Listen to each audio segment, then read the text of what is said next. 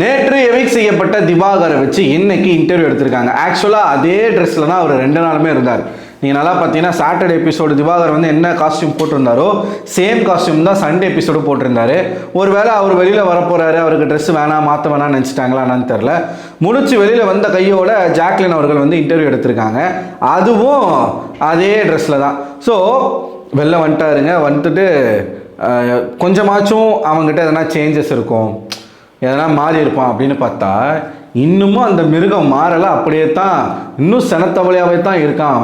அவன் மாற மாட்டான் அப்படிங்கிறது நல்லாவே தெரிஞ்சு போச்சு. ஜாக்லின் பற்றி நமக்கு நல்லாவே தெரியும். ஸ்ட்ரெயிட் ஃபார்வர்டாக கொஸ்டின் கேட்பாங்க. அவ்வளோ சீக்கிரம் அவங்க வந்து கோவப்பட மாட்டாங்க, டெம்பரை லூஸ் பண்ண மாட்டாங்க இந்த மாதிரி டிபேட்டில். ஸோ எல்லாருமே வந்து நான் யாருடைய இன்டர்வியூக்கு ரொம்ப ஆவலாக வெயிட் பண்ணுறேன்னு தெரியுமா?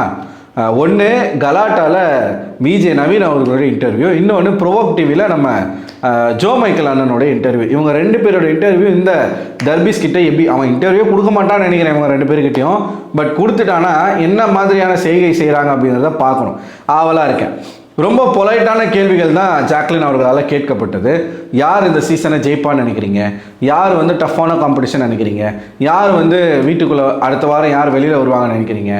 இப்படி தான் கேட்குறாங்க. ஆனால் அவன் பில்டாக போடுறான் பாருங்க. நீங்கள் இந்த சீசனில் ஜெயிப்பீங்கன்னு நினச்சிங்களா அப்படின்னு கேட்டால், இல்லைம்மா நான் தான் வந்த உடனே அவர் டைட்டல்லாம் எனக்கு தேவையில்லை, நான் வந்த ஒரு ரீச் கிடச்சி தான் அவள் தான் முடிஞ்சிச்சு, ரொம்ப அப்படியே அசால்ட்டாக பேசுகிறாராம்மா. ஆனால் இவன் வந்து வெள்ளந்திலாம் கிடையாதுங்க. இவன் பக்காவான ஃப்ராடு. அவன் பேசுகிற பேச்சுகள் எல்லாமே தெரிஞ்சு தான் பேசுகிறான். நானே வந்து ஒரு நாய் வளர்க்குறேன், அதனால் நான் வந்து சீக்கிரமாக வெளில வரணும்னு நினச்சேன்.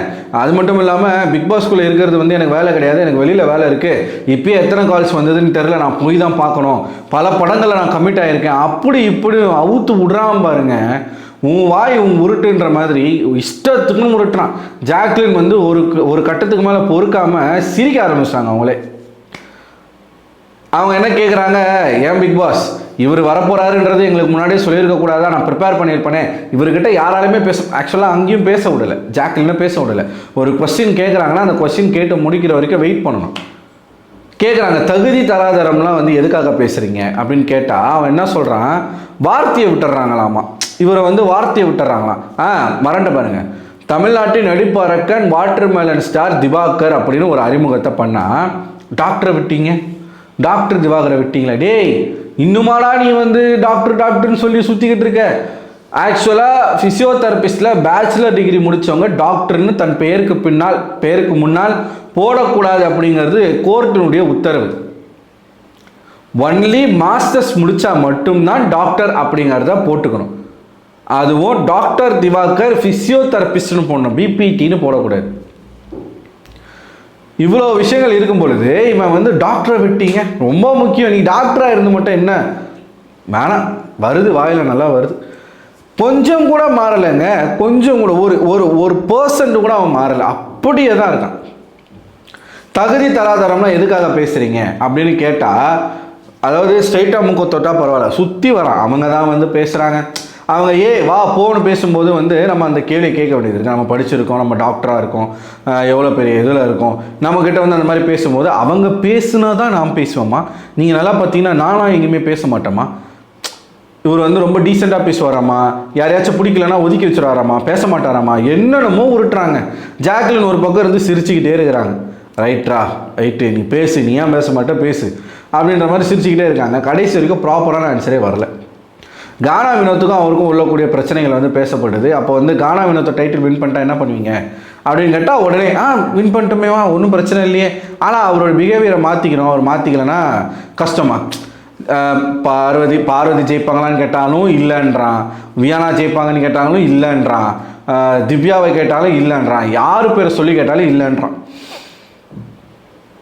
மக்கள் வந்து எப்போ மாறுவாங்கன்னு தெரியாதுமா, அதனால் டைட்டில் வினர் நம்மளால். அதுவும் ஒன்று சொன்னால் பாருங்க, இந்த சீசனில் இருக்கிற எல்லா கண்டஸ்டண்ட்டும் வந்து சுமாரான கண்டஸ்டன்ட் தான், சொல்லிக்கிற மாதிரி யாரும் ஸ்ட்ராங் இல்லைன்னு இவன் சொன்னான் பாருங்க.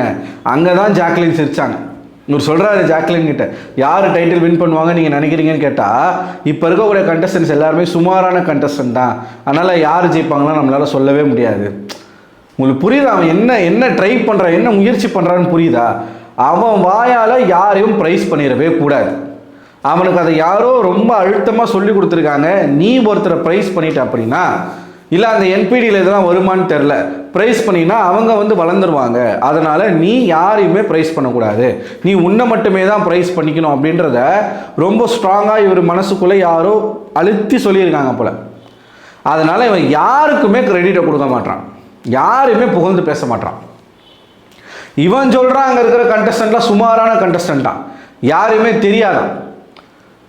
ஜாக்லின் வந்து ஒரு வார்த்தை கேட்டாங்க, இப்போ உங்களுக்கு இன்ஸ்டாகிராமில் எவ்வளோ ஃபாலோவர்ஸ் வந்திருக்குன்னு நினைக்கிறீங்க? ஒரு 2-3 மில்லியன் வந்திருக்குமா, சும்மா சொல்லுங்க அப்படின்னா, அதுக்கும் என்ன சொல்கிறான், அம்மா அதிகமான ஃபாலோவர்ஸ் வச்சுருக்கவங்கள கூட பல பேருக்கு வந்து தெரியாதுமா, ஆனால் என்ன வந்து எல்லாருக்குமே தெரியும், தமிழ்நாடு முழுக்க வந்து எனக்கு தெரியுமா, நமக்கு வந்து ரீச் அதிகமாக, ஃபாலோவர்ஸ் கம்மியாக இருந்தாலும் நமக்கு வந்து ரீச் அதிகம் அப்படின்றான். அதுக்கும் ஜாக்லின் சிரிக்கிறாங்க.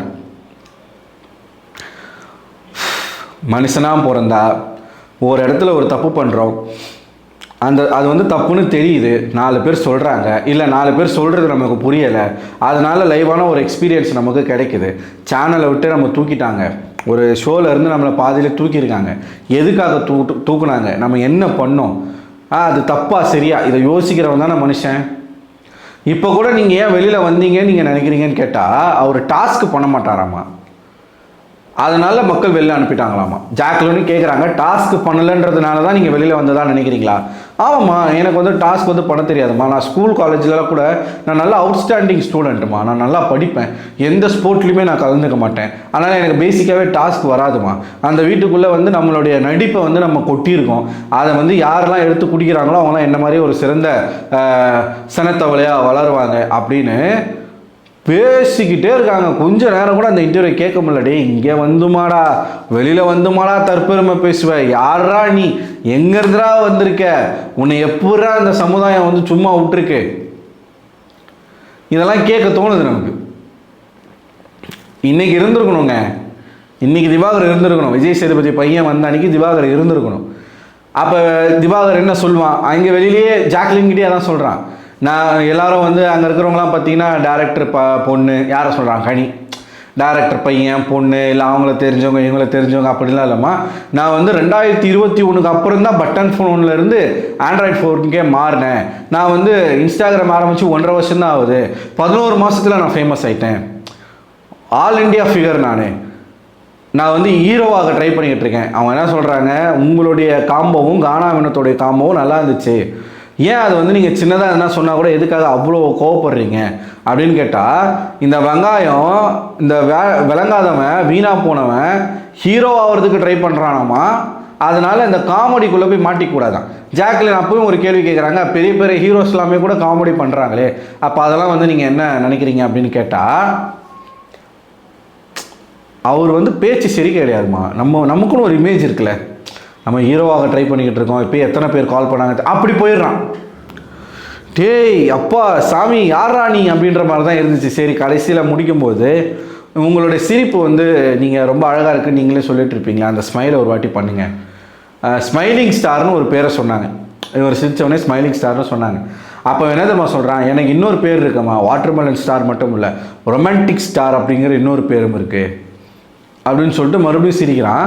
ஜாக்லின் அப்போ வந்து இந்த கேள்வி கேட்டல உன்னை நீயே செருப்பால் அடிச்சுக்கணும் அப்படின்றாங்க. அப்போ கூட அவனுக்கு தெரில, நம்மளை இவ்வளோ நேரம் அந்த பொண்ணு கலாச்சிட்டு இருந்திருக்கு, நம்மக்கிட்ட கேட்ட கேள்வி எல்லாமே வந்து நம்மளை ட்ரால் பண்ணியிருக்காங்க, கலாச்சிருக்காங்கன்னு தெரில.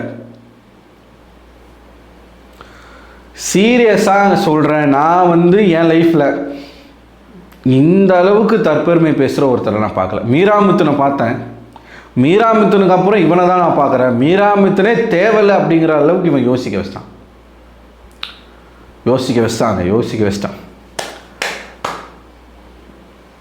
ஸோ இந்த இன்டர்வியூ நீங்கள் பார்த்தீங்களா, என்ன நினைக்கிறீங்க? எவ்வளோ தான் அடித்தாலும் இந்த வைரஸ் வந்து சாக மாட்டேங்குது, இதை எப்படி தான் கொள்வது? உங்களோட கருத்து என்ன அப்படிங்கிறத கமெண்ட் பாக்ஸில் கமெண்ட் பண்ணுங்க. அடுத்த ஒரு வீடியோவில் உங்களை சந்திக்கிறேன். அதுவரை உங்களிடம் விடைபெறுவது நான் அரவிந்தன்.